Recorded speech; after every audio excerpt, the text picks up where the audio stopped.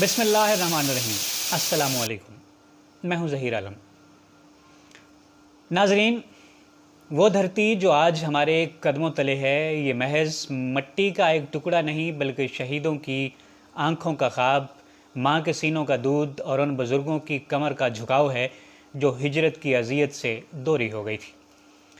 یہ زمین صدیوں کی غلامی کے بعد جب ہمارے حصے میں آئی تو یہ کسی سنہرے تحفے کے کاغذ میں لپٹی نہیں تھی، بلکہ اس پر لہو کے دھبے اور ہجرت کی گرد جمی ہوئی تھی۔ 1947 کا وہ موسم گویا بر صغیر کی تاریخ کا دل پھٹنے کا لمحہ تھا، جب فضا میں اذان کے ساتھ ساتھ چیخوں کی باز گشت بھی گونجتی تھی اور گلیوں کے سناٹے میں قدموں کی آہٹ نہیں بلکہ ٹوٹے خوابوں کی کرچیاں سنائی دیتی تھی۔ ہجرت کے قافلے جب نکلے تو یہ سفر کسی خوشگوار منزل کا نہیں بلکہ موت اور زندگی کے بیچ لٹکتے ایک پل صراط کا سفر تھا۔ ریلوے کے ڈبے جنہیں کبھی کہکوں اور گیتوں نے بھر دیا تھا، اس وقت لاشوں سے اٹے ہوئے ایسے نظر آتے جیسے زندگی نے خود اپنے دروازے بند کر دیے ہوں۔ پلیٹ فارم پر رونے والی مائیں وہ تھیں جن کی گودیں خالی ہو چکی تھیں اور جن کے آنسوؤں نے زمین کو یوں بھگویا جیسے بادل برسنے سے پہلے اپنی آخری نمی گرا دیں۔ بوڑھے بزرگ اپنی آثار ٹیکتے ہوئے گاؤں چھوڑ گئے، گویا صدیوں پرانی جڑ والا برگد اپنی بنیاد سے اکھڑا ہوا ہو۔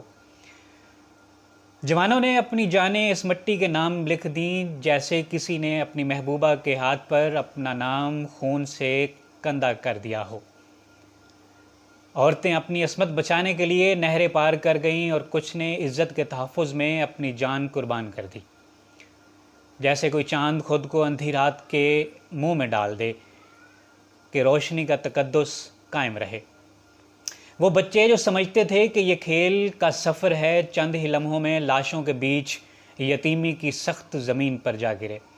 گاؤں کے در و دیوار جو کبھی محبت اور ہمسائیگی کے قصے سناتے تھے،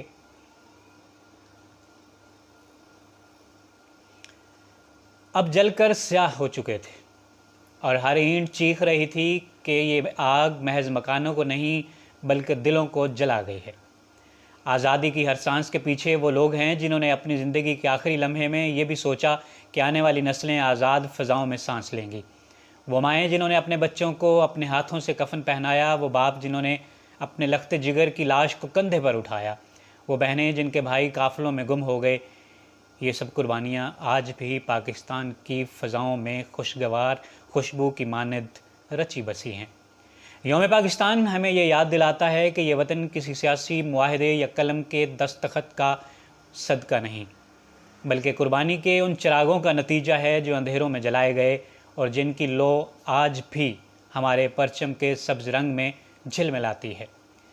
یہ زمین اگر کبھی ہم سے سوال کرے کہ ہم نے اس کی حفاظت میں کیا کیا تو ہمارا جواب قربانی، ایثار اور وفا کے انہی واقعات کی خوشبو سے لبریز ہونا چاہیے، کیونکہ یہ دھرتی ہماری نہیں، یہ ان لوگوں کی امانت ہے جنہوں نے ہجرت کے رستوں پر اپنا لہو بو کر پاکستان کو ایک حقیقت بنایا۔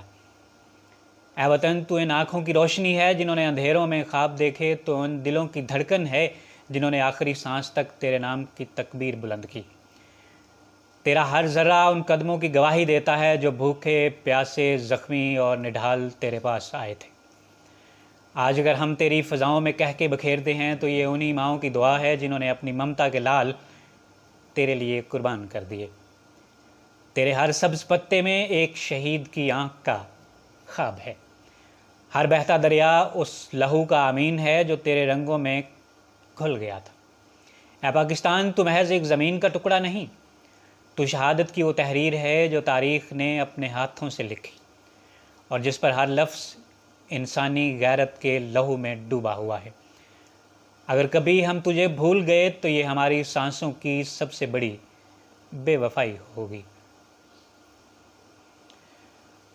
تو ہم سے وفا کا حق مانگتا ہے اور ہم تجھ سے وعدہ کرتے ہیں کہ تیرے آسمان پر کبھی غیروں کا سایہ نہیں پڑنے دیں گے۔ تو ہمارے بزرگوں کی آخری دعا کا قبول شدہ خواب ہے۔ آج کے لیے اتنا ہی، اجازت دیجیے، اللہ نگہبان۔